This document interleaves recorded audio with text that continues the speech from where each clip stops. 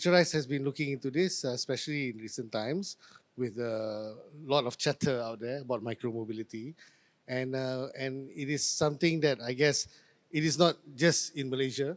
It is also an issue, I believe, happening in other parts of the world as well, with the proliferation of micromobility and new ways of finding the solution to the last mile. And I guess in Malaysia, especially with issues of public transport, about urban mobility, this is not new. But we look positively towards micromobility as providing perhaps a solution to what is a perennial problem. Um, so again, we are looking forward to a lively, robust discussion. We hope to also understand and possibly navigate this gray area of micromobility. Um, to be honest, I'm not too sure either how you define micromobility.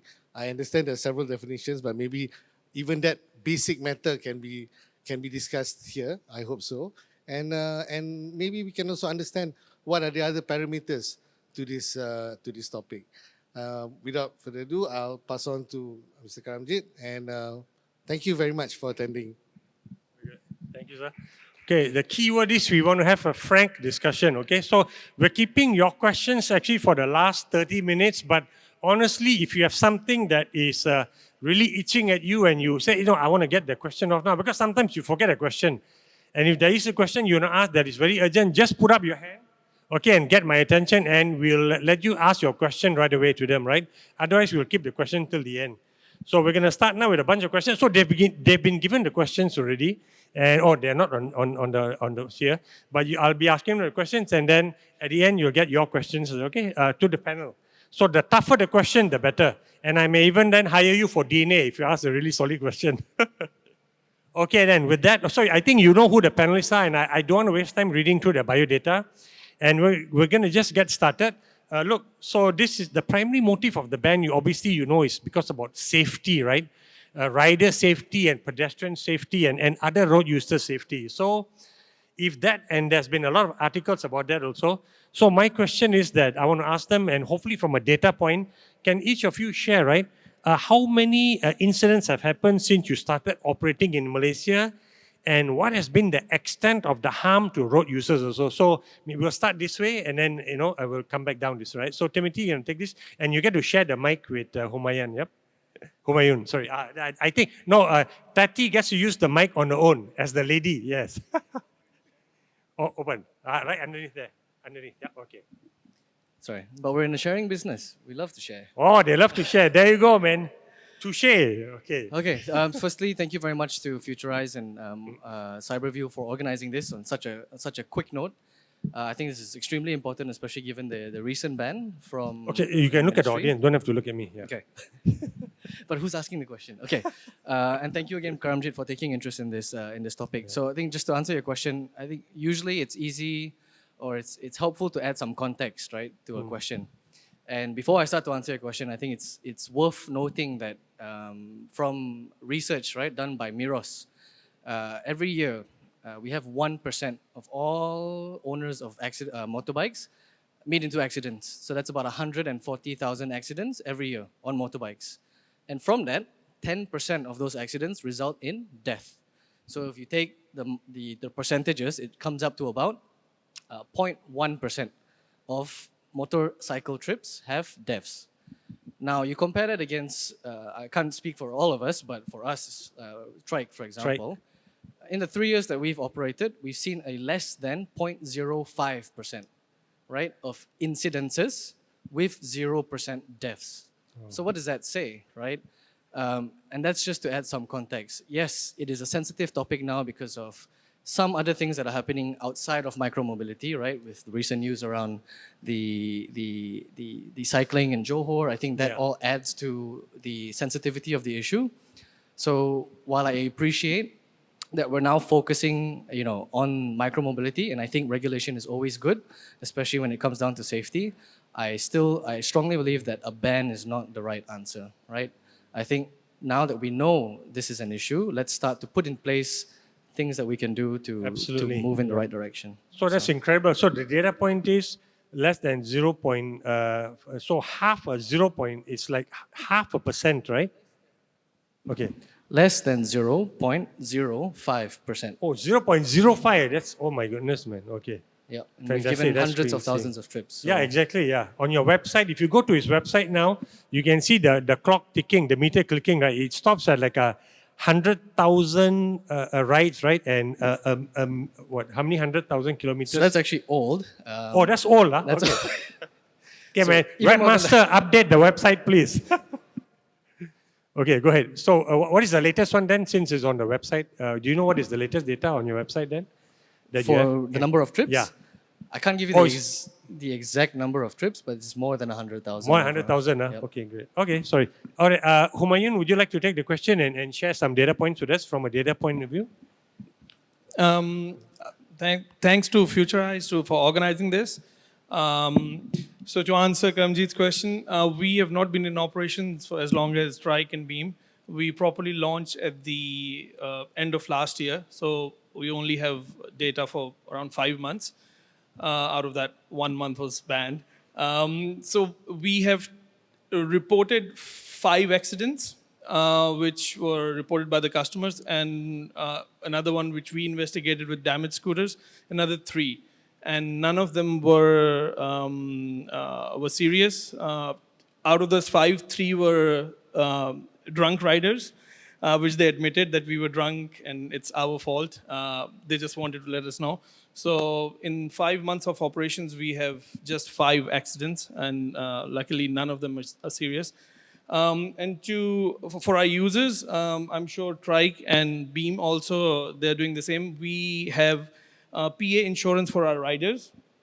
For us, it's optional for now, but by the end of the year, we'll make it permanent, for included in every ride. So that's a little something which we are doing from our part, all the operators, in case there's an accident or death. So they are covered. I think even ride-hailing, e-hailing, they're not doing that either. So that's something we are doing from our end on the safety point of view. We did provide helmets in the beginning when we did the soft launch, but after the first trip, they were never returned. So yeah, but again, then the COVID hit, and of course it's with for hygienic reasons, it cannot be that one helmet is used by several people. And the other thing what we are doing before the riders initiate their ride, all the safety precautions are there. They have to swipe through it in order to start the ride. And we'll keep on increasing this the safety feature to let more and more riders know that you have to be safe while you're on the road. Please don't be drunk. Keep your hands on the handle. Don't let your kids ride in front of you, which we have seen a little bit. I've personally told a few parents, please don't do that. It's for your safety and for your kids' safety, and thankfully they listened. So yeah, that's our data. Just less than 10 accidents and none serious. Okay, very good. Interesting. So, Tati, would you like to take this also now for Malaysia? Thank you. Thank you, Karam. Assalamualaikum to the floor, and thank you for having me here. So before I address your question, Karam, on the number of incidents or accidents that have been recorded on Beam, I think I'll share a little bit of Beam's scale, not only in Malaysia, but in the Asia Pacific. Beam is currently the largest shared micromobility operator in the Asia Pacific, and currently operating in 5 countries with a total of 35 cities, and therefore 35 different councils, different regulatory landscapes and rules, things like that. I think we're able to achieve what we have since our inception in 2018 because we have a very focused goal on providing the safest first and last mile ride for everyone. It doesn't matter if you're a man or a woman, it doesn't matter if you're employed or you're a student, if you're old age or a young folk going around in a city. A lot of the cities that we work with realize that they've got an ongoing and worsening congestion issue. that's making it expensive and in some places inaccessible to move around conveniently and affordably from point A to point B, whether that be from your home to the public transport network, from your university to your dorm, or from your office to wherever you need to go, the bank, and so on. And I think that's what injected and propelled micromobility as an industry in everywhere that it is available. Now, to answer your question, Karam, and not to lengthen it, for Malaysia, Beam is the largest player currently for shared micromobility services. And micromobility is any mode of transport or alternate mode of transport that allows you to travel short distance rides, yeah? That's where the micro comes from. So we have a user base of 400,000 in Malaysia, and it's a mix of residents of the country as well as tourists who come and inject into our local economy, which is very important since the pandemic for the last couple of years. Our statistic is a little bit more positive than Trike's, but the overall message we're trying to convey that we are the safest mode of transport currently. At Beam, we have about 7 accidents per 100,000 rides. If you want to put that into a statistic, it's 0.0007%, just for Malaysia. And of course, we keep the same track record in all of the countries and cities that we operate in because we focus on safety. Sure. So Tim mentioned some accident statistics for cars, for motorcycles, fatality statistics. Beam has never had any of our riders reach fatality while riding off our Beam scooters. So to answer your question, Karan, that's the statistic for Beam. Okay.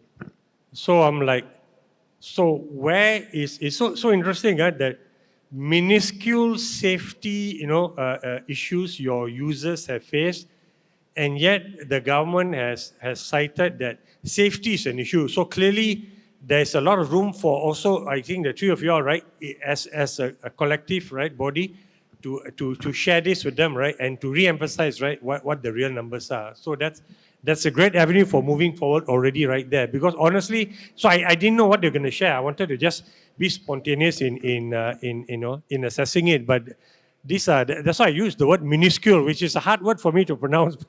It's tiny, man. So it's amazing. So you guys got a lot to do, okay, to reassure the government that hey, whatever data you have, this is what's going on a daily basis, and I'm sure you can share the data with them also, right? And you're not going to manipulate it. So that's good. So let's move forward then with that. My second question, and maybe Tati, we'll start with you first, Tati, which is like, so what has been, when you have an accident then and you're obviously trying to reach as close as possible to zero, after these incidents have happened, what has been the remedial action that your organization has taken? And the two of you answer that also as you come down the road. All right. Thank you, Karam. I think before we get into what happens when a rider gets into an accident, I think I'd like to share that Beam, with its focus on safety, first takes a preventative approach to how we operate, the technology that goes into it, and the hardware that we use for all our scooters. And this is going to be a mix of hardware, a mix of software, and advocacy. At Beam, as far as hardware is concerned, we use what's best in the micromobility industry. In fact, all our scooters are aircraft-grade aluminum. This prevents any ability of dent, crack, rust, and breakage when an accident happens, or because of our weather, the overall wear and tear. We already make our scooters that way. We are, our fireproofing standards of our scooters are of international standards. So is our waterproofing standards. Waterproofing also. Waterproofing. Because, you know, we've got, it's a micro vehicle, but it's a very smart one. It's Okay. integrated to our app. It's integrated to GPS systems and other geo-positioning systems. It communicates to us a health of a scooter, so we know before a rider goes on it if there are any issues with the scooter, whether the lights are not as bright or the blinkers are not blinking, the brakes are not as good, or the battery is not at optimum levels. And we take the preventative approach of stopping a rider, making a scooter not available to be ridden, should any of those aspects come up in our system. So we first take a preventative approach. But of course, you know, human nature, we put all the steps in, but the tendency to have an accident is still there, even Sure. though it is minuscule, as you say. So what do? There's two ways where BEAM knows there is an accident. Number one is direct from the user.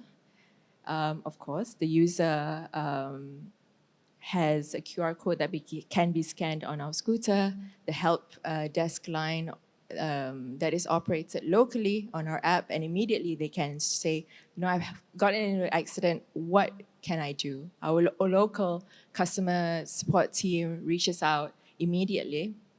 And I can say this because I had anonymously reported an issue, and really it doesn't even take them, you know, I think you call an ambulance these days, it takes an hour, but for BEAM, it takes maybe a 15-minute response okay. rate. Another way that we can detect if something has happened to a rider, you know, in the midst of an accident, perhaps you don't even think about the reporting part. Sure. As I mentioned, there are communication technologies within the scooter that is synced with our system. When in the middle of a ride, if anything happens, it is communicated to us via the scooter, not the rider. And that's why we can detect if anything has happened to our rider. And immediately, again, because of the contact details are all connected, our customer support team reaches out to them and does the necessary steps to you know, what happens after that. Okay. Wow. Okay. Interesting. Oh, aerospace grade, your equipment, airplane, okay, but it's under the aerospace industry. Those are like absolutely world-class standards. No room for compromise at all, right? Because if you're up in a plane, you know, you don't even want to know that it's 0.0007. That's not good enough for you. You're not getting on a plane. So that's really impressive. Wow. Okay, great. That's a really high bar you guys have set. Okay, so Humayun, you want to share about the remedial actions for those, you know, tiny, one-a-month incident that you all have suffered? So the basically every rider after the ride they can rate the ride, and they have an option to give us feedback, and we go through each and every single feedback of how the ride was. And a lot of times riders have said the brake was loose, or it was too tight or too heavy. So what we do straight away, we put that scooter offline, and within 12 hours, that scooter is back in our warehouse to be repaired. Sometimes it happens that it was their first ride and they didn't know how to operate. So if the scooter is okay, we leave it on the ground. But if it's faulty, we bring it back to the warehouse. We haven't had that many problems yet because our fleet is Still fairly relatively new. But still, the roads, some of the roads are not very smooth. So of course, there has been damages. But we rectify it within 12 hours, whatever the problem is. Okay. And if someone has put a feedback or contacted us, we have a WhatsApp hotline. I personally reach out to them to see if they're okay. That one rider whose kid fell while he was, so I called them and said whatever we can help, we will. And they were very thankful that at least someone called and they care about us. And as I mentioned earlier, that before the ride is started, users have to see how to ride the scooters, what to do and what not to do. And it's a learning curve. With every ride which is taken, we learn something we didn't know as compared to the previous one. So, and it's not like we think we have done everything from safety point of view. It's a learning curve, and we will keep on learning and improving our services for the customers. Our scooters are the only three-wheelers. That's the reason we went for three-wheelers, because it's more stable. Okay. Yeah, and users love it basically because of the stability.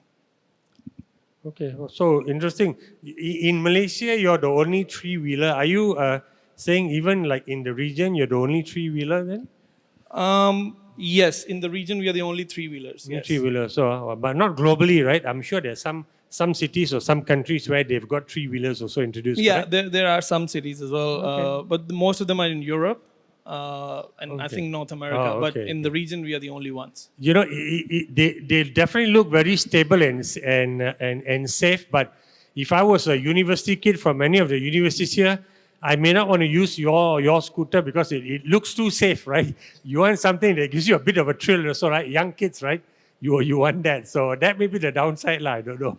So basically, um, we don't want users who are below 16 years old to ride our scooters, because it could be too heavy for them. Oh. And you need to know how to balance. If you know how to ride a bicycle, Sure, only of then course. you can ride the scooter, even if it's a three-wheeler. Oh, really, So this yeah? is something we Wow. have learned. You need to know how to balance. Interesting. Okay, Yeah, so okay, fine, interesting.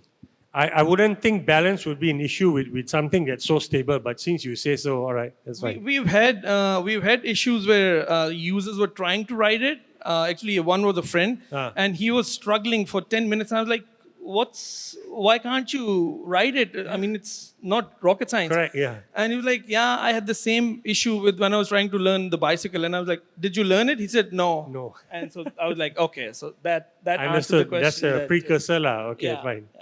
All right, Tim, sorry, yeah, do you want to take this question about, what remedial action you took after those, those small incidences did happen? Yeah, I think basically at Trike, we echo a lot of the things that Beam and Zeus has done. Okay. I think it's an industry practice to do, pre-ride education, tutorials before you start. So a lot of the things are quite similar. I think the only thing I would add is that from a hardware perspective, we spend a lot of time. We've been around for 3 years. We've gone through now 4 iterations of scooters. Okay. And in fact, we've gone through the model that some of our competitors use, and we decided against it because Oh. we felt what we have is top of the line in terms of safety, right? We have the Okay. biggest wheelbase, we have dual brakes, we have massive suspensions, and so I'll leave that at the hardware. So, and you can go and test it for yourself. When it comes to additional steps, I think the only thing I'll add is that we also do a lot of on-the-ground training, Okay. right? Micromobility is still very new to the market in Malaysia. Yep. And as much as we want to educate people through the apps and through the phones and videos, the best way is to be on the ground talking to them, teaching them, offering free rides. So when people start a trip on our vehicles, we actually don't charge them for the first 5 minutes. Oh. In case you feel that you're not safe. Okay. You're not comfortable, you just end your trip and you can walk away. Ah, nice. Number one. Number two, any of the hot stations that we see that has a lot of traffic, we go out and we literally have a team on the ground almost all of the day speaking to people. Hey, is this your first time? Have you tried this before? Would you like to train? Do you need helmets? Yes, we're a technology company, but at the end of the day, people are the ones using this. Yeah. You need a very human solution to this. So you need the high touch also to the high tech. Yeah. Okay, fine. All right, we'll stick with you now, still, Tim, and this is the third part of this question. So, very small levels of cases of people getting hurt, riders, and then your remedial action. Now, the key part now is that were these remedial issues, right, or actions communicated then up to the authorities, or in your case, and then for the rest of you also, right, the same question. Yes, recently we did have an incident. It got a lot of attention around Cyberjaya. I don't think this is new to the room. It took us by surprise too because it was something that we only found out through social media. Oh. Right? The user did not report it to us. I see. Our team was even on the ground and somehow they missed it. But, can't cry over spilled milk. We found out about it over social media and immediately we kicked into action. Right? We have a forensics team that we hired. to investigate the issue. Third party. A third-party forensics team to hire it to investigate the issue. We pulled back the vehicle immediately and we inspected the whole thing from top to bottom without taking apart the parts, right? Oh, Because we just okay. want to see that if we did anything to the vehicle in between, we're almost at the conclusion of the report, but essentially, it wasn't a hardware or service related issue. It was more of a human error. Human error. And all of this was communicated directly to the authorities and our stakeholders because we feel that it's important for them to know Correct. the progress, right? The initial response was within 24 hours, we had a full report, Oh, right? And then after that, now we are handling on our own because we don't feel like we need to involve the authorities at this correct. point. Yeah. Until we resolve and conclude the issue, then we will report what was the final outcome. Okay. But yes, we do report. I think it's very important for us to work closely with Yep. the city councils, right? At the end of the day, if we get the approval to operate and something happens, the people that will go to the news first will probably be the city councils, the people who approved us, who allowed us the opportunity to operate in the first Correct, place. yeah. So I think it's very important for us to have and continue to maintain that communication. Yep. And it's something that we'll practice moving out of Cyberjaya, hopefully. Of course, Because yeah. we've been in Cyberjaya and it's our home ground. Understood. Okay. Humayun, what about you for those, one incident a month? Was there anything as feedback shared with the authorities? So what we do in a case of an accident, we on a reported accident, the one we find out, we take all the data of that ride, where it was initiated, where they went exactly, which road were they on, just to be safe, and so that we know as well that if they go outside the business zone, if they were riding where they're not supposed to on a highway or in a in a no-go zone, we haven't reported to the authorities because there's no body who's controlling us for now. Okay, understood. If need be, of course we have all the data and we are happy to share with the authorities. Touch wood, our accidents, as I said, were just not that serious. So, Sure. but from our side, we kept everything. We have the data. All the scooters, Beam, Trike, and ours, these are there's too much technology in it. There's GPS, as Tati said. We know exactly where scooter is at any given moment. So giving data to the authorities and getting data, retrieving, it's not an issue. If when there is a body, hopefully soon, we will be happy to report. But so far, no, Okay. nothing yet. All right. Tati? Yep. Thank you, Karam. So the short answer is absolutely yes. Beam, I think, aside from the very heavy focus on safety in terms of hardware and software, we are very aware of the fact that we are transporting people on our vehicles. And when it comes to people, obviously, safety is number one. So at the start of any ride, I like to share, Beam actually provides each and every rider with personal accident insurance throughout the duration of their ride. It is not an option that you need to click in order to have it. Okay. It's not an additional cost that they need to bear. This feature and offering that we have is embedded already within the cost, the regular cost that we charge our riders. So in terms of that, we have personal accident insurance for all our riders. Now, with reporting to the regulatory bodies, our first responsibility, of course, is to the city councils that we are in partnerships with. Okay, Yes. sure. At the end of the day, we position ourselves as a solution to the pain points of a city, whether their pain points may be first, last mile transport or connectivity. Maybe their pain point is, a very carbon congested city and so on. And we take the consultative approach always with any city councils. So aside from regular engagements that we have with them, when there is an incident, absolutely, we communicate and collaborate with them. However, is best to resolve the issue. Of course, the city has a part to play in this, and as well as Beam, and we keep them informed every step of the way. Just like Tim shared, an incident report, we have that as well. And with the data that's able to be gathered, the location, the time, the rider's profile, age, gender, and also a step-by-step report of how Beam has reacted to the situation Okay. is recorded in such a report.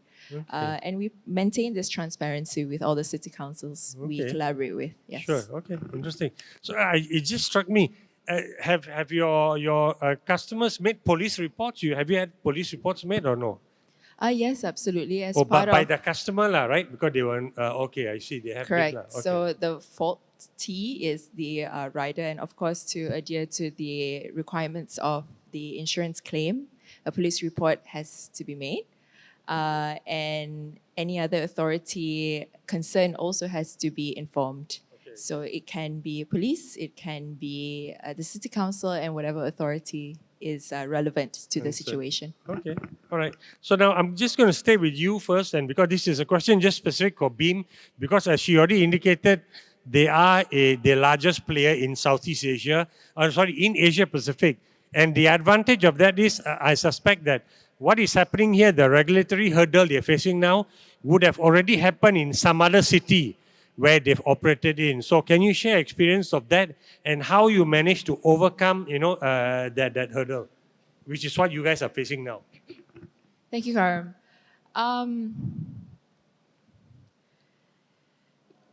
Yes, I think you put it rightly. I think what's happening in Malaysia is not new to the micromobility industry. And how we have approached each country or each city that we work with, to be honest, is a tailored approach each time.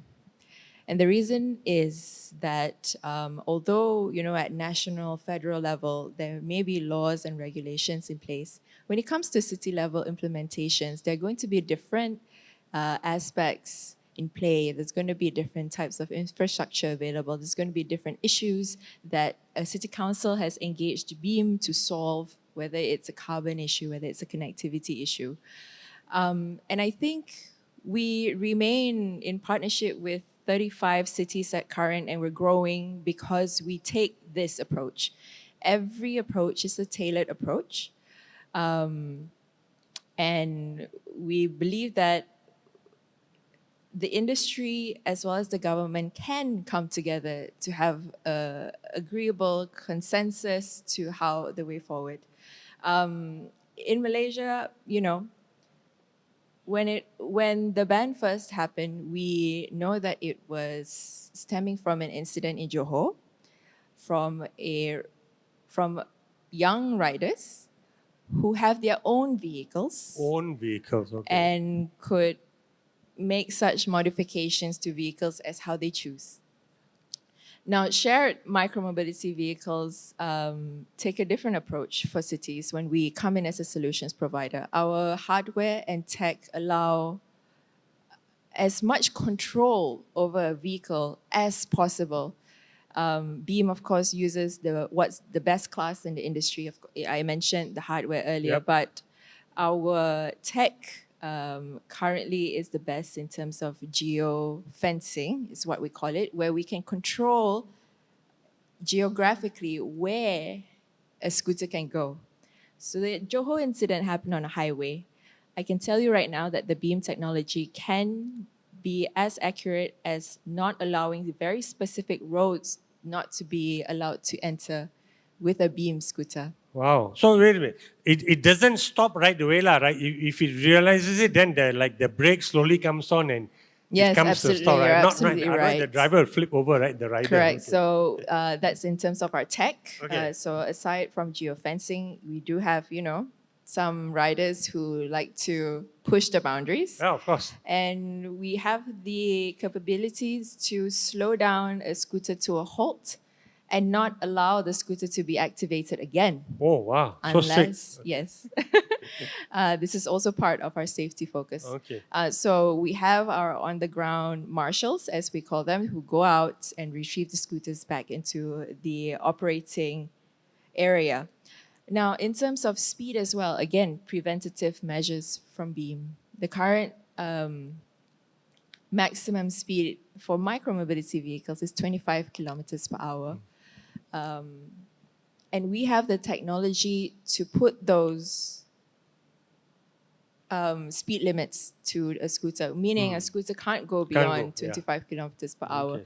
In fact, in certain cities where it's an interest of them to have it in more pedestrian congested areas, they've asked for a slower speed, Oh, okay. and we're able to And do accommodate that them. as Okay. well. Absolutely. This is in Malaysia you're talking about or elsewhere? So Elsewhere, but it's Okay. currently being implemented with the Oh, city okay. councils we're in partnership with in Malaysia. Understood. So 25 max can go down to however speed that a city council requires and what they deem is a safe speed. Yep. Now, this sort of technology isn't even available in the cars that you see on the road. Yeah, of You've course. got the signboard that says Yep. 90 km per hour, but cars are going Yeah.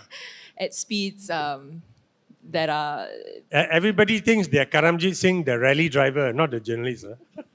Yes, so even with road vehicles, again, I think that attests to the statistics that Tim shared earlier. This is why we have so many fatalities and accidents, because regular road vehicles, private vehicle owners, it is on their onus Yeah, to follow correct. the rules.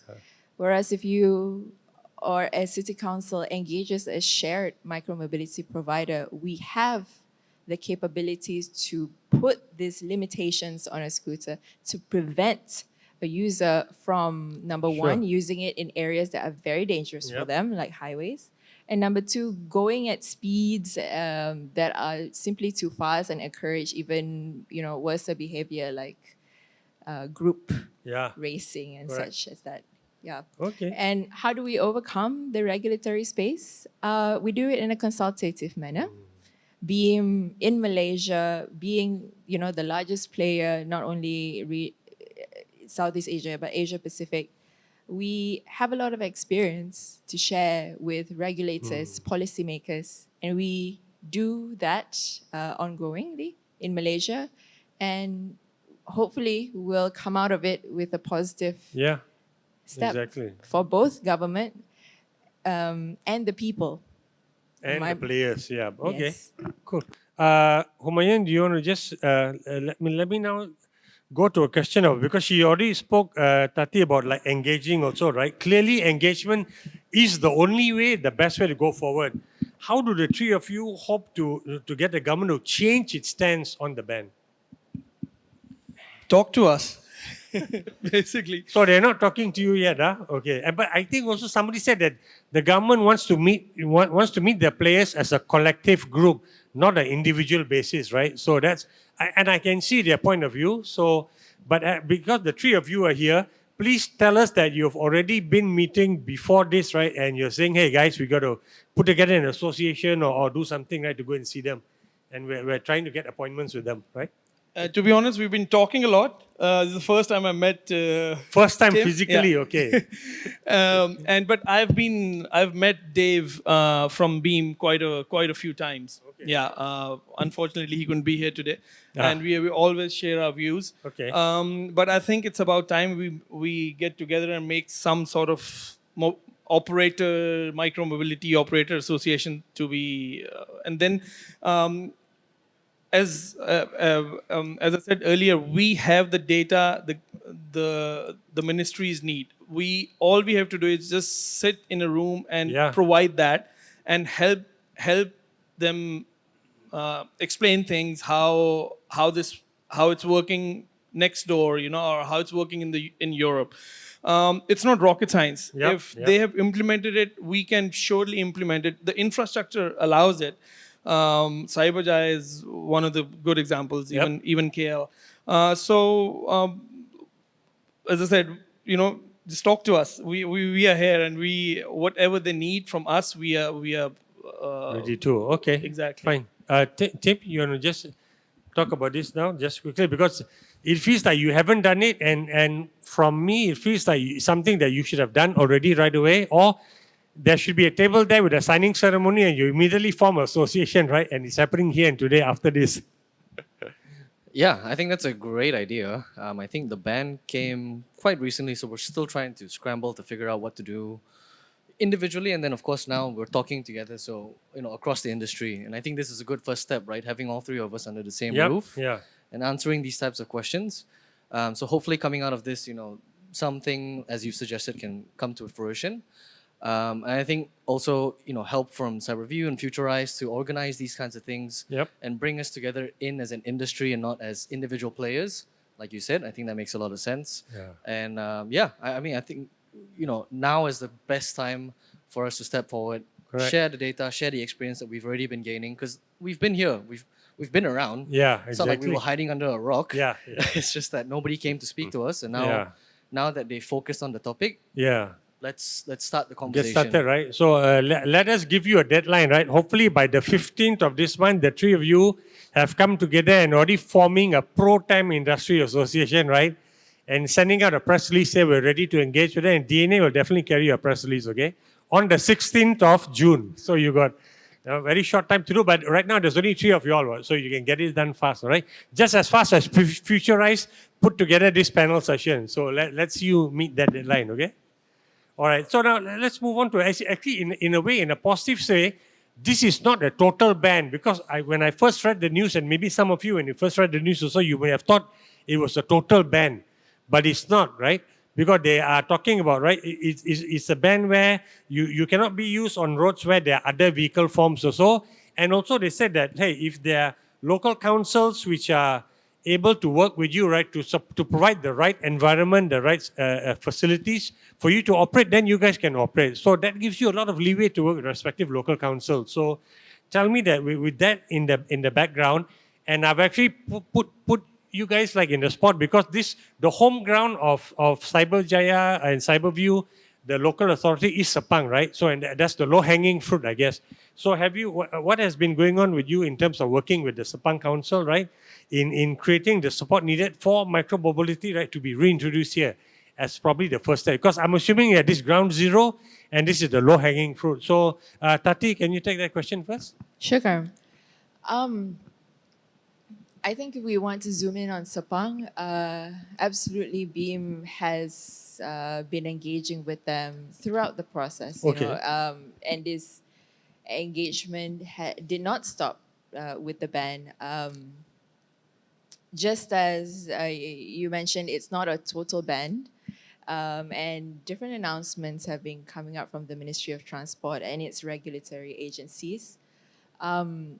Our City Council partners also look to Beam to collaboratively figure out a way forward. Okay. So with MP Sepang's conversations have not stopped or slowed down. In fact, we've progressed. The last time I spoke to them was just the week before on a way forward. The wheels are turning. Of course, it's going to take some time. We know that putting out new city level guidelines or things is not meant to be a one-way process. With any good public policy, public consultation, industry consultation, as well as lawful consultation with the regulators are needed. But trust that the process is ongoing. The wheels are turning, which indicates a positive perspective on micromobility for Cyberjaya. And we'll see what comes down the line. We are just very happy that all the parties involved still want to speak. Excellent. And still want to talk about micromobility. I was afraid that they would say, no, you go and see MOT, get the ban overturned, then we give you a meeting. So it's good that they are engaging with you. So that's really positive. That's great. Okay. Yeah, Karam. I think also in the brief of your question, you mentioned it's not a total ban, and we have seen the Ministry of Transport and its agencies come up with announcements almost, I think, every week since the initial announcement saying, these are the exceptions or these is not included and things like that. And I think it's an I think it's an indication that you know, the process of public policy making should be holistic and consultative. Yep. I'm sure the ban announcement was a reaction to the Johor incident, which is not all bad. Yep. Any step towards upholding the safety of the people is a positive step. Yep. And I think the different announcements and reactions show that there is space for more work towards it. Maybe a bit more transparency with the industry players, perhaps a more data-driven Yep. approach to legislation and public policy. And Beam, as well as all the players on this stage, have repeatedly mentioned, you know, we are an open book. Yep. If data is required, we are able to provide it. Provide it Yep. instantly. Okay, man, great. Not 30 working days, right? As somebody has experienced 30 working days. That's 45 days, man. Okay. All right, Humayun, do you want to take this? As you said, it's not a total ban, but unfortunately, when it was announced, it was portrayed as Perceived, oh, the headlines were e-scooters banned on Malaysian roads. So the users got scared. What we found out, a lot of our users, they thought if they ride on the road, they can get fined or jailed, or so we had to explain that you can still, please don't go on the road, which we never told them Yep. to go anyways. Since the beginning, bicycle lanes are there, sidewalks are there, you can ride them, but the way it was portrayed, it gave a lot of bad negative light to micromobility. Yeah. So, and since we were very new, we were still in talks with a few city councils in Klang Valley. So we had applied for to operate in Cyberjaya as well, and Sepang City Council then informed us that under considering the ban from MOT, they are putting our application on hold. On hold. And just coincidentally, the day the ban was announced, we had a meeting with the Shah Alam City Council the next day, Okay. and they were also pretty shocked at the announcement, and they are all for it. Beam is already operating in Shah Alam, Yep, correct. and they're very supportive. And they also had to put our application on hold, On hold. because they said we have to clear things with MOT Correct. as well. So yeah. Okay, that's fine. You want to take this quickly, Timothy? Then we'll move on to the second set of questions we have, which are just 3 questions, and then we'll open up to the floor. Sure. Just to Just make in terms sure- of the engagement with the Sepang municipal, because that's the low-hanging fruit, right? And it's the city where Cyberjaya is, right? Malaysia's smart city. So, how have you already been trying to engage with them to create the support structure needed, right, for you guys to operate? Because the government did give the green light, right, to local authorities, providing, right, the hygiene factors have been ticked or whatever, right, and it's safe. Yeah. So thank you for the question and for repeating. So Yep. I think I might be a bit biased, but Sepang is our home. Your home, your our kampung. home Yeah, ground. So correct. we've been here for a couple of years, and from day one, we always operated based on the approvals that we get from the city council and the landowners, right? Yep. We don't go anywhere we don't have permission or we're not wanted. That's the key thing. So I might be a bit biased. I think we don't have any issues or any more, I would say, anything else we could ask for from Sepang. But looking outside to the city councils around Yep. around us, right, or across Malaysia, I think they could maybe perhaps practice a little bit of what we were able to experience here in Sepang and through Cyberview and Futurise, which is to conduct and be a bit more progressive and open in terms of allowing new technologies to operate within a controlled space Yep. before you decide or make a final decision, right? Yeah. So I think, and maybe it's within the DNA of Sepang and Cyberjaya, that's why we've been able to be a bit lucky Understood. here. But it's not, we don't see the same thing abroad. Abroad, yeah. Meaning to say, when we look as outside. Okay. Shah Alam is an exception. They've Ah. also been really helpful. Nice. But again, because of this ban, because of what MOT has just released, Yep. people are a bit more conservative, it's, safe, trying to play on the safe side. So the willingness is there, But I think from the city council level, everybody's still quite unsure Yeah. what does this regulation mean for them. And so everybody's playing the wait and see game, Okay. which is not their fault, right? So Yeah, now yeah, we just need a correct, bit more correct. clarity from the federal Yep, level, yeah. hopefully to convince them, through initiatives like this, and then trickle down to Trickle the city down lah, councils. okay. Yep. But I think actually from what Tati is saying, at least Sepang Municipal Council is already engaging now also still. So, although they know there's a ban, but they're already engaging. So that's a really positive sign. And I would expect them to lead the way, right, in the whole country. Being in the heart of, the area where the most risk takers and entrepreneurs are in Malaysia, in the tech space. Okay, now let me just go on to the second set of questions, and I'll start with you. And this is a simple one, right? How is the ban hurting your organization, Trike? Yeah, so thank you again for the question. The most obvious effect is, I think, it hurts business, right? That's clear and cut.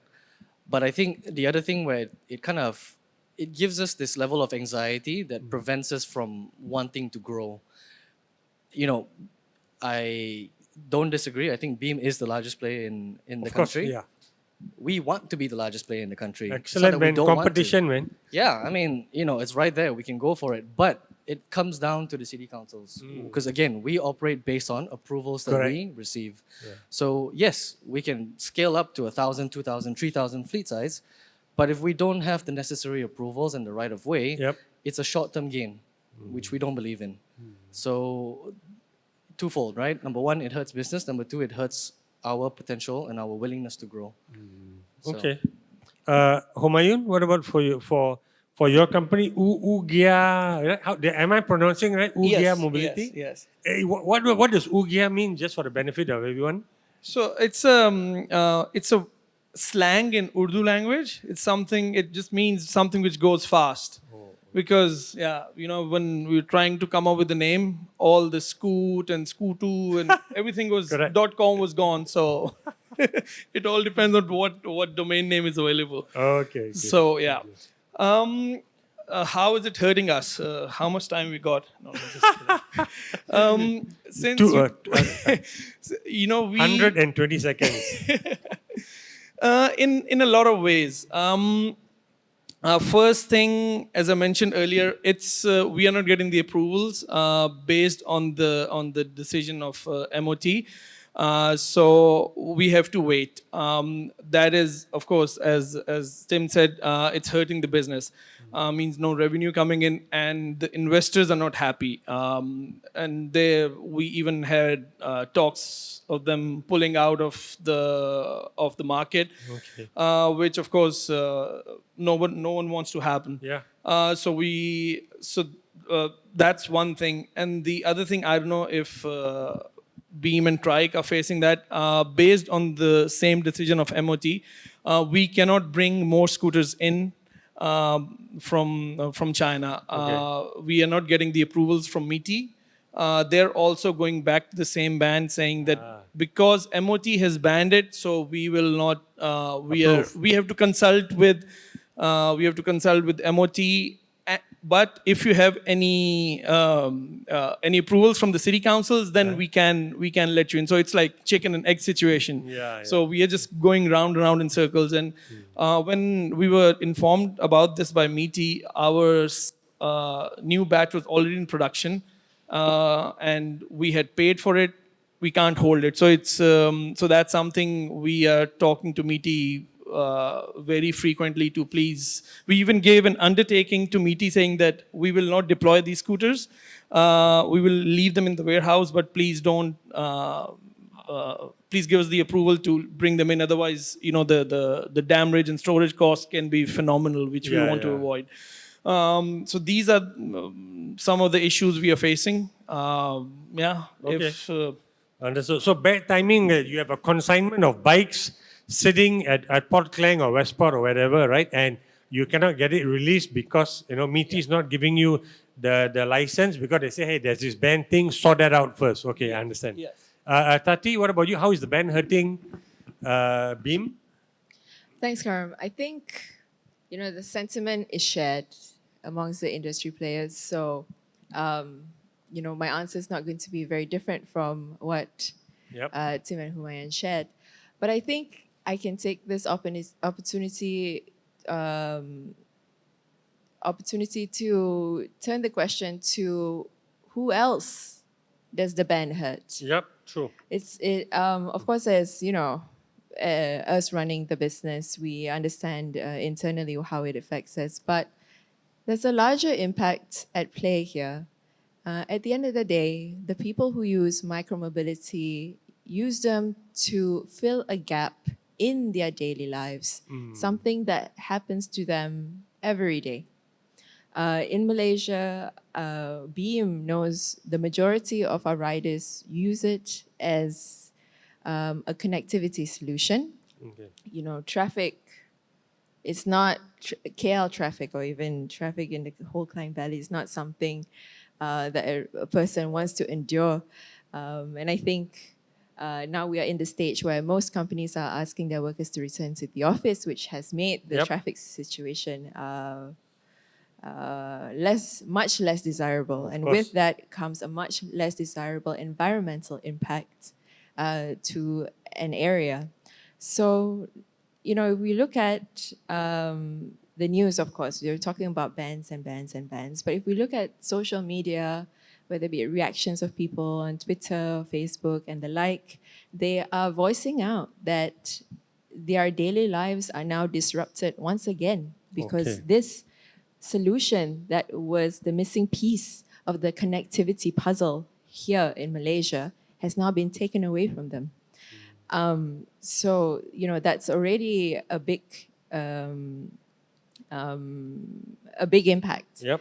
Another thing is operating a micromobility business is labor heavy. Yep. We at Beam especially we put a lot of effort in ensuring that our e-scooters are serviced well, always in tip-top condition, always available for our users, and not and nothing outside of that. And this is a very labor-intensive industry. Now, if the micromobility industry is halted, or either temporarily or for a longer period in Malaysia, I think we should have a think about what that means to local jobs. Wherever Beam operates, we immediately create new jobs for individuals who want to, be full-time with us or part of our gig economy Okay. program. And if we think about that, do we really want to reduce the number of employment opportunities at a time where the economy really needs to grow for Malaysia? So those are my two answers. Okay. Karan. Fine. Thank you. Interesting. Thanks. Humayun, you want to take this, and then Timothy, about who else is the ban? This ban hurting? I answered that just now. Okay. So, Yeah. but it was about just you only. But who besides you, who else is the ban hurting? So, like Tati is saying, customers and staff, right? Eventually. Sorry, yeah. So, Employment is one of the things. We had to let go some of our Already, yeah? part timers Oh. because we just started I in end of December. Yep. So, and within 4 months we were hit with this ban, so the revenues dropped and we couldn't sustain them. So unfortunately, we had to let them go. But if things, and I don't want this to continue. Because Yeah, if of the course. revenue keeps dropping, we won't be alive anymore. Understood. So that's one thing, and most of our part timers, they're students, university students who make a living on the side by working in 4-6 hour shifts for battery swapping and rebalancing. So that's and that really hurts us to see, to tell someone, I'm sorry, there's no job for you. It's not a good feeling, and I'm sure they'll share my sentiment. That's Okay, fine. Thanks. Yeah, I can feel the pain there. Timothy, for you, who else is affected besides the company itself? Yeah, I think in addition to what Tati and Humayun has mentioned, which is obviously the immediate people within the company, Of right? course, Their livelihoods and their jobs. I think just the general ecosystem, right? The general tech ecosystem within Malaysia. If something like this happens, then what does that say about other opportunities and technologies that are trying to grow within the ecosystem? We home grew our own technology and software from the ground up. Everything is made. We don't license any software. Everything is made here in Malaysia, and bans like this will put it immediately to a halt, right? And me as a founder, what will I think of my next steps, right? Will I still want to continue to grow or try to build something that is From here, innovative yeah. or new in this country? No, I mean not to say no, but there is that anxiety and fear, right? Yeah. So I think that's another impact I think that would have would be sweeping across not just us, the operators, not just the cities, not just our users, but the ecosystem as a whole. Ecosystem lah. I guess so. So this nicely dovetails to my second last question, which is this country says that Malaysia wants to be the heartbeat of digital ASEAN, right? I'm sure most of you have heard of that, right? Statement of intent, ambition that Malaysia wants to be the heartbeat of digital ASEAN. So, but when something like this happens, right? What do you think it says about such a statement like that? Makes it. I won't put words into your mouth, but Yeah, I mean, I think I kind of answered it with the Yeah. last question also. I think it does create the sense of anxiety and fear, and it just creates more barriers to entry. When you're coming up with something that's innovative, that might be risky, that might be new, there's always this question of, will I be regulated out of existence, right? We see this now with crypto across the world. yeah. Companies who initially got founded in, let's say, countries like the USA, generates multi-millions, billions, whatever, huge amounts of revenue, but because of regulation, they've been forced to move out of Yes. their home countries into more regulatory friendly environments. And so too with that does the jobs and the investments and everything comes along with it. So yeah, I think that would hurt Malaysia in a certain way. Of Yeah. course, I don't think micromobility is the size of what we say the crypto market yet today. Yeah, of course. Right? No, Of no, course no. not. But it is just one of the many examples Sure. of issues we may or may not face as tech founders, as as Understood. ecosystem players. Humayun, as a non-Malaysian, the only non-Malaysian on the panel, when you hear that statement, right, Malaysia wants to be the heartbeat of digital ASEAN, and something like this happens, how do you think it'll affect, the ambitions behind that statement and the intent? Yeah, as the only foreigner on the stage, I'm here because I believe in this market. I'm here because I did my research and I thought this will work here. MDEC agreed with me. That's why I'm under their MTEP program. It the thing is, banning this is basically killing an industry. Which my question is why? It's not. It's something which is working all over the world. Why can't we make it work here, right? As I said, we have the data. We have everything which is required by the authorities. We are willing to share. As far as the infrastructure is concerned, Cyberjai, I don't think they have to spend anything on it. Bicycle lanes are already there. True. Trike and Beam are already operating. Even in KL, in the city center, anywhere you go, you see those blue bike lanes. DBKL, I don't think they have to spend even a single ringgit on infrastructure. So everything is in place. Think we should just go ahead.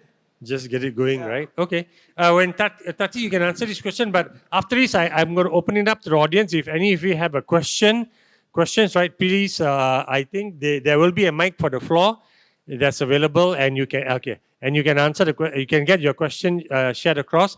If there are none, then I will have one final question before we wrap up. So, Tati, for you. Thanks, Karam. I think Malaysians are very proud of our country, and we're also very ambitious people. Hence, the goal which you shared, Karam, wanting to be the digital hub of ASEAN. I think at this stage, while the regulatory landscape for micromobility still is in a stage of consultation. I think the government really has an opportunity to put those goals to practice. I think Malaysia, is no stranger of losing credible talent Yep. to just across the causeway.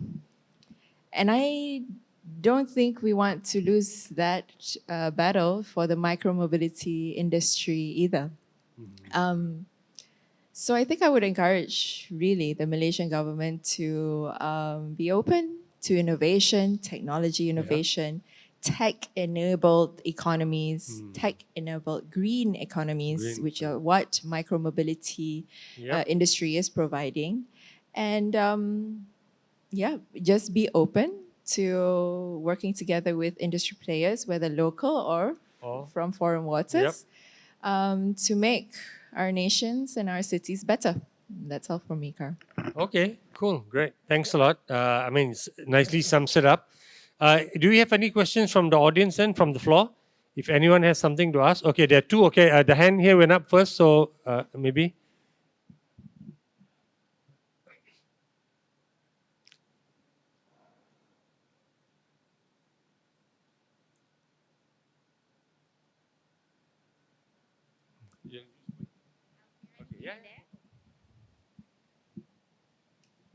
Thank you. Good evening, Karam and fellow panelists. Um, what in your mind is a sound and effective regulation to replace this ban? So we went from a place of no regulation to banning, and it was pendulum effect, which we all think it's bad. But what is a safe, sound, and effective regulation in your view that would allow you to operate? And what does that mean? Are there certain technical features of a regulation that needs to be put in place? Or is it simply city planning? And what does that look like for townships with no proper infrastructure? Not everywhere in Malaysia is like Cyberjaya, but we feel that connectivity problem exists everywhere, that first mile, last mile connectivity. So in your view, what does a good solid regulation look like in Malaysia? Thank you. Good question. Thank you. Okay. Yeah, thank you very much, Ram, for the great question. Where do I start? Hey, 2 minutes, man. It's okay. Each. Yes. Okay, so I think firstly, micromobility again is not brand new to the world, right, as a whole. Malaysia is one, I would say, of the later adopters for this technology and innovation. And so if we just look across the region, right, there are other countries already that are starting to adopt micromobility and already have regulations and micromobility rules in place. What we can do, I think, is look at what fits us the best based on our certain specific situations. Exactly like Tati mentioned, everything should be tailor-made. Not tailor-made to the country, not tailor-made to the state, but tailor-made to the cities. Every city has a different infrastructure. Every city has a different, lane, different types of town planning, right? But micromobility is adaptable. We can adapt it to, the different city architectures and the different city forms. For example, in Cyberjaya, lots of bicycle lanes. So what we can say is, allow micromobility only within dedicated bicycle lanes or sidewalks because the connectivity is there. But if you look in places like, for example, I won't give a specific name, but another city that doesn't have proper bicycle lane infrastructure, you can actually see an example of this in the Philippines, which I just heard from my colleague Vinod, that in Philippines, they've allowed micromobility to operate on the roads, right? Whoa. Because they don't have the right infrastructure, but I see. they recognize, sorry, was it Philippines or Indonesia? Philippines. They allowed micromobility to operate despite not having the right infrastructure because of the benefits it brings about. So you change and you adapt based on the value that it brings. To be specific, to answer your question, I think I can only speak based on the feedback and the experience that we have here in Cyberjaya. If you go to other cities, it might be a little bit different, right? It depends on based on where you want to allow micromobility, the size of the vehicle, right? For example, the body frames and the human factors in Europe and in Malaysia are very different, Yep. right? The average height, the average size. And so Right. maybe we want to specify a little bit around what types of vehicles are allowed based on your height, based on your body weight, and things like that. Speed is, of course, an important one. Yep. What we see across the world is 25 kilometers per hour, full stop, right? That's it. What we can do is be a bit more specific and say 25 kilometers per hour on this type of road, 15 on this type of road, 10 and then 0 on the other ones, right? The other ones that we see are around helmet requirements. So far, there are no countries around the world that require helmets. They are all recommended. I believe Australia maybe just recently required by law to wear a helmet. And so it might be a bit different there because of what they want to practice. And finally, I think the other one is licensing. No country in the world yet has required licensing by the users themselves, depending on the class of the micromobility vehicle. So if you go up to a certain speed, no license required. Once you exceed a certain speed, you at least need a driver's license. Not a micromobility Yep. license, but a car driver's license, and that is sufficient. So there are many different types of, there's no cookie cutter approach. Every city has to have its own sets of rules and regulations. And I think that's why what we've been able to do here with CyberView and Futurise and Cyberjaya is a pilot program where we operate, gather the data, and then understand what types of regulations make sense instead of the other way around, where we regulate first and ask questions later. Yeah, yeah. Okay. Humayun, 2 minutes, yeah, and then Tati. So, as Tim said, at the moment it's a clean slate.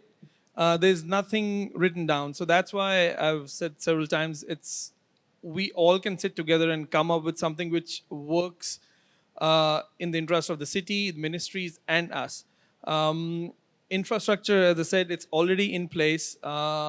We don't have to do anything. City councils don't have to do anything.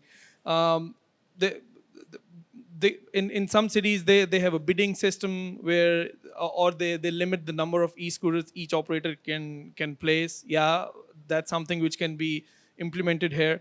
Recently, Dubai regulated e-scooters. So there you need a permit. If you have a driver's license, then it's not required. But if you don't, then you just go to the RTA's website, fill in your details, and you're allowed to, you get the permit. I think same thing in Singapore recently. You go on their website of the JPJ equivalent, and you apply for it and you get it. So as it's very new in Malaysia, whatever the requirements are, we are ready to help the authorities and the vice versa. Okay, Tati. Thank you. I think, my answer earlier, where every city has its own issues that they're trying to solve with micromobility, also attests to how best to regulate a micromobility operator. I think it's best decided by a city level government. I think most of the other markets that BEAM operates in at a federal level, they provide guidelines very alike to the WARTA, Road Traffic Rules 2021, that the Ministry of Transport released in December of last year. And I think that already has the basic elements to best control what is micromobility. I believe the WARTA has a speed requirement, a weight requirement, the power maximum for the engines, the shape of how of a micromobility vehicle. And I think to not curb innovation, because innovation in technology design, and the form factor of a micromobility vehicle is ever changing. We started off just knowing, micromobility is just a bicycle, and now we've got 2-wheeled scooters, and Yep. Ugia has 3-wheeled scooters, and now we've got those segways that don't even have a handle; they just, are wheels with a foot base. So at federal level, I think it's where it currently is enough to provide controls for safety in terms of speed and weight, things like that, and also allows room for innovation, which is important for the growth of the industry in any market that Yeah. it's in. However, at city level, I think this is where we can be a bit more tailored with the examples that Tim and Humayun have provided. You know, a lot of cities are congested. They don't have any more space. So if the government is saying that we do not have the infrastructure, I don't think there is a likelihood in the future where the governments around the world are specifically making micromobility lanes for scooter riders or bicycle riders. I think we can adopt some examples, you know, in other more mature markets around Europe, in London, for example. The micromobility was actually introduced as part of the bill as a reaction to COVID because it was a single person vehicle and allowed for the social distancing requirements Okay. while not curbing any movement Yep. of people around Yeah. the city. That was a very positive step for them. And what they did, because it was needed at the time, was just to allow e-scooters to function on not just on footpaths, but also the leftmost area of a road, Of the road. existing road, just demarcate such Oh, an okay. area for micromobility. And now that actually, when you know we're all in the endemic and everything is going back to normal, Yep. the people of London really liked that, and it's something that they are sticking to. You know, and that's just one example in London. And if I take the US of 50 states, micromobility rules at city level is adopted in 35 states, and each of the 35 states have different rules. Yeah. Where can they operate? What's the speed? What's the safety features? The weight, the size, it's all different. So we're looking for a cookie cutter model that Tim suggested. It's not going to exist. But I Exist, think yeah. at federal level, I think the government has already put out the necessary steps to ensure the safety without curbing innovation. And at city level, I think we should empower local governments to make their own decision on how, when to adopt micromobility.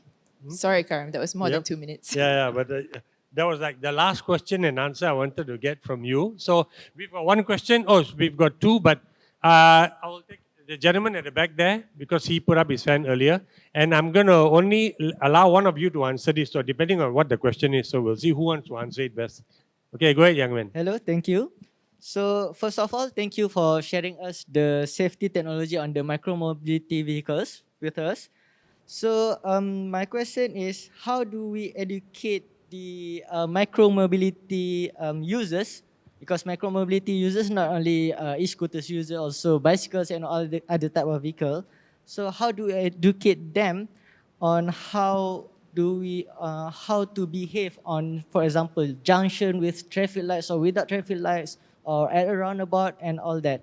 Yeah, that's all. Thank you. Okay, so in other words, his question about how to control the X factor, man, it's the X factor. But I'm going to leave this to Tim to answer. Tim, can you take this question, please? Yeah, thank you very much for the question. And that's, I think, one of the biggest challenges that we face now as micromobility operators. From a technology point of view, we can control. From a hardware selection point of view, we can control. What we cannot control is the people who use our services, right? And when it comes down to education, it's just patience and resilience. And we just have to keep going back out, spreading the message, either through technology, through marketing campaigns, or on the ground. Like I mentioned earlier, the locations that we can, we try to send a team there to teach people on a daily basis. And I think it's a long road ahead, right? When cars were first invented, people were killing horses with cars, right? And it took time. It took time for people to figure out, oh, I drive on this side of the road. Yeah. I don't make a left turn on the right road, right? It takes time. But it has to start somewhere, and I think it could start with us as operators, making constant effort to organize and events and campaigns, right, on the ground, speaking to people. And I believe that once we reach a tipping point where there's enough people who, like 51% of the people know how to use micromobility in the correct way, the other 49% will just follow. Why do you think Japan's streets are so clean? Because when you throw something on the ground, you're the only one who's throwing it on the ground and everybody can see you, right? Same with micromobility. If someone does something silly or that is illegal, as long as it's a community or a societal majority norm, that person will feel weird enough that he won't even do it anymore, and everybody will just follow the rules. So I think it's gonna take a lot of effort from the bottom and from the top. Yeah. Awareness and education campaigns from us, but also perhaps enforcement from the top. If we scare people, Yep. through fines and summons, that's always a good way to. It's a last resort, but it forces people to adhere to certain rules and regulations. So yeah, a two-prong approach: bottom up, Wrong lah. top Okay, bottom. good. Yep. All right. Look, with that now, we've already come to the end of the time allocated to us, and I want to let people to mingle and to to eat if there is some food. I didn't. Oh yeah, there is some food there. Of course, this is Malaysia. There's always some food there, and I want you to network also and meet with the panelist members here. I just want to end by just also. I think most people know the role of Futurise, right? But Futurise really is about. It's about regulation, it's about innovation, it's about commercialization, right? The nexus of these coming together and to come up with win-win-win solutions for all parties, which is their core mantra. And you've heard about they're responsible for the national regulatory sandbox, and they do a lot of sandbox initiatives and get industry together with academics, with subject matter experts, with even NGOs also, with industry players. And that's the heartbeat of what they do, and which is why they took the interest, and they were the most concerned about this issue that they organized it.